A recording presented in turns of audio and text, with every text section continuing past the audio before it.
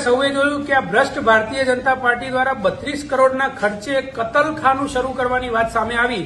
ત્યારબાદ આ સરકાર દ્વારા એના ઉપર લીપાપોતી કરવાની વાત અત્યારે ચાલુ થઈ છે।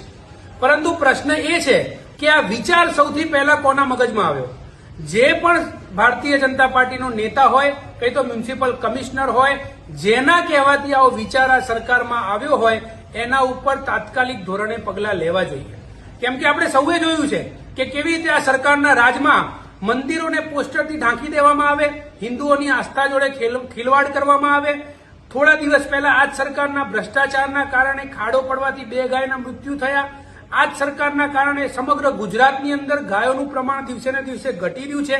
અને આ એ જ સરકાર છે કે જે એવું કહે છે કે સમગ્ર ગુજરાતની અંદર કતલખાના બંધ થવા જોઈએ। અને હવે આ જ સરકારના રાજમાં 32 કરોડના ખર્ચે ભારતીય જનતા પાર્ટીના રાજમાં હવે અમદાવાદમાં કતલખાના બનશે। મતલબ આ કતલખાનાના કારણે પ્રતિ પશુ દીઠ 25 રૂપિયાની આવક અમદાવાદ મ્યુનિસિપલ કોર્પોરેશનને થશે। અને આ ખર્ચો આ કોર્પોરેશનની જે આવક થશે એ ખર્ચો પ્રજા ઉપર કોર્પોરેશન કરશે। મારે આ સરકારને કહેવું છે કે તમારા જોડે જો પૈસા ના હોય તો તમે જાહેરાત કરી દો। આમ આદમી પાર્ટી રોડ પર ઉતરશે, લોકોને આજીજી કરશે, વિનંતી કરશે, પગે પડી જવું હોય તો પગે પડી જશે અને રૂપિયા ભેગા કરીને આ કોર્પોરેશનને આપશે। આ કોર્પોરેશનના રાજમાં એસ્ટેટ વિભાગના ત્રાસથી કેરોસીન છાંટીને મહિલાઓએ આત્મહત્યા કરવી પડે છે।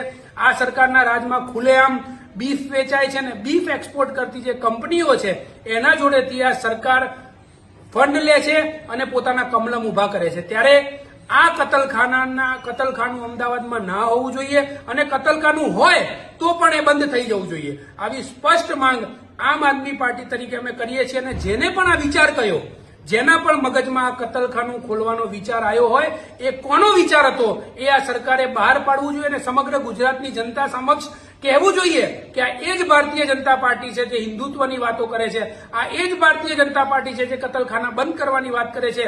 અને હવે આ જ પાર્ટી 32 કરોડના ખર્ચે કોર્પોરેશનના બજેટમાં કતલખાનું રિનોવેશન કરવાનું અને એ જ કતલખાનાની અંદર હિન્દુઓની આસ્થાને ઠેસ પહોંચે એવું કામ કરવાનો વિચાર આ સરકારના રાજમાં આવ્યો છે, એવું આ સરકારે સ્પષ્ટ કરવું જોઈએ। જય જય ગરવી ગુજરાત, જય હિન્દ।